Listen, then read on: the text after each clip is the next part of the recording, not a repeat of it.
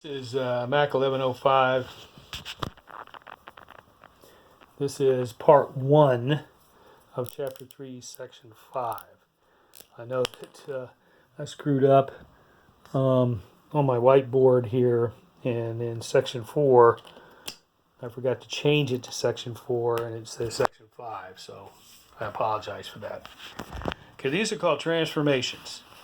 Basically, what's happening is you have your library of functions that we went over, and we listed those and explained those to you.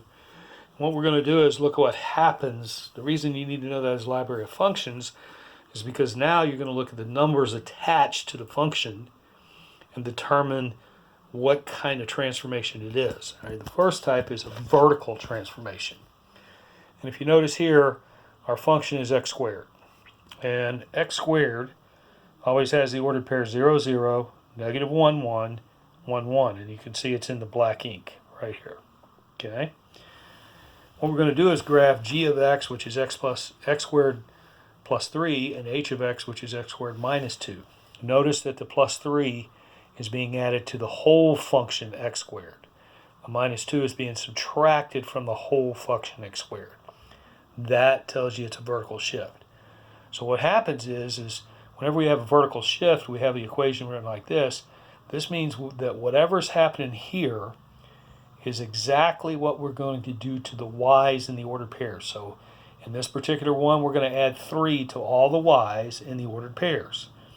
So what we did was add 3 to the 0 here, we get 0, 3. Add 3 here, we get negative 1, 4. Add 3 here, we get 1, 4. Now we can draw our graph for x squared plus 3. In the x squared minus 2, we're going to subtract 2 from all the y's. So right here, I'm going to subtract 2 from the 0, so it's 0, negative 2. I'm going to subtract 2 from 1 here, so it's negative 1, negative 1, negative 1. I'm going to subtract 2 from here, so it's 1, negative 1. Now, whenever you graph these transformations for me, I want to see 3 ordered pairs. If you don't show me 3 ordered pairs, I'm going to mark it wrong. Now, you could also list the ordered pairs in a table to the right. So, also acceptable to me is that rather than put the ordered pairs on the graph, you could also list them in a table. So see how the 0, 3 matches up, the 1, 4, and the negative 1, 4, and then draw your graph. Over here, we come to our second transformation, which is a horizontal shift, meaning we're going to shift from left to right. The vertical shift is up or down. Notice, again, the numbers are added or subtracted directly from the whole function. In these, the numbers are added or subtracted to x only, not the whole function. See, the parent function that we have here is the square root of x. Is the square root of x. See how the 2 is being subtracted from x, the 4 is being added to x. Over here, see how the 3 was added to x squared, the 2 was subtracted from x squared. Vertical, if the number is being added or subtracted from the whole function. Horizontal, if it's being added or subtracted only from x. One of the things we do here is that these are going to affect the x's in the ordered pairs. So what we do is we pull this out as x minus 2, set it equal to 0, and find out that this is a positive 2, not a negative. So what we're going to do is add 2 to all the x's. First of all, the square root of x, the ordered pairs are 0, 0, 1, 1, 2, 4. So in square root of x minus 2, it's not going to be it's not like these where the sign tells me how to go. This tells me to go down, this tells me to go up. It's the opposite, because when I take that factor out and set it equal to 0 and solve, I get a positive. When I take this out and set it equal to 0, I get a negative. So we're going to add 2 to all the x's in the ordered pairs. So what I do is I add 2 here, it gives me 2, 0. I add 2 here, it gives me 3, 1. I add 2 here, it gives me 5, 4. Now I have my graph. When we go to the square root of x plus 4, I pull the x plus 4 out, solve it, I get minus 4. That means I'm going to subtract 4 from all my x's. So come in here, subtract 4 from here, I get negative 4, 0. Subtract 4 here, I get negative 3, 1. Subtract 4 from here, I get negative 2, 4. There's your vertical transformation, your horizontal transformation. So let's look at an example in the book where we put these two together. This is example 5 on page 257. It says f of x equals the absolute value of x plus 3 minus 5. So we know that with the minus 5, it's being subtracted from the whole function.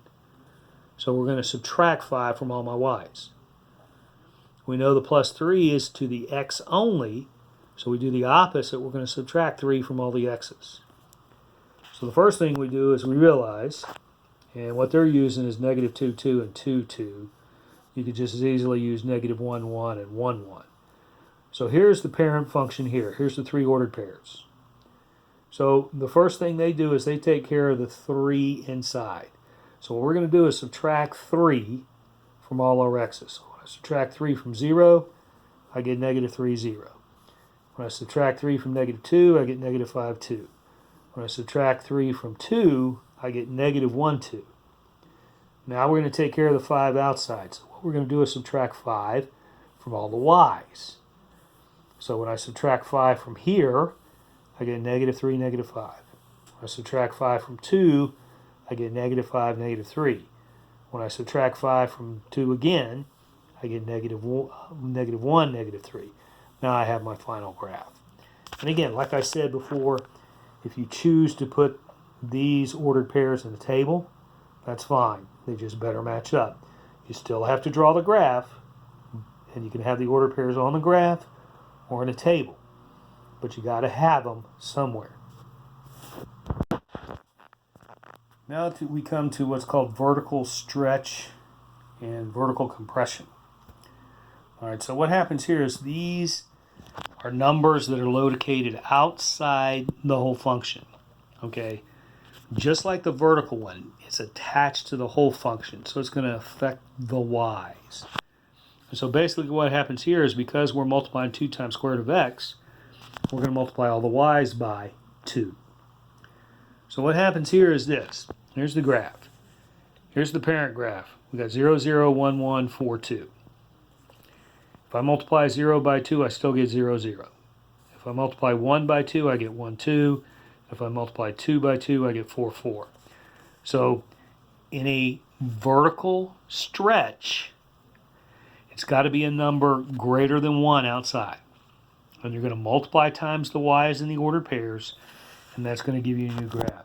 And see right here, this is example 6 on 258. See how they did this. Here's the x's. Here's your y's in the parent function. When they multiply these by 2, that's how we get our y's in our new function with the 2 outside square root of x. If we have a function where there's a fraction or a decimal, anything between 0 and 1 outside, then what happens is this is called a compression. We're still going to multiply times the y's, but what it's going to do is compress the graph down. This is what happens here. So the black line is the parent function, 0, 0, negative 2, 2, 2, 2, if you're looking at it. So we're going to multiply this by 1/2, which of course we still get 0, 0. I'm going to multiply this by 1/2, and so as a multiply this by 1/2, which we get 1. Multiply this by 1/2, which we get 1. And so there's the blue line represents our compression. Remember, vertical stretch is a number that's greater than 1 being multiplied times the function. And it multiplies times all your y's in your ordered pair. Vertical compression is where we have a number between 0 and 1, which means a fraction or a decimal. It still multiplies times your y's, but it compresses the graph down.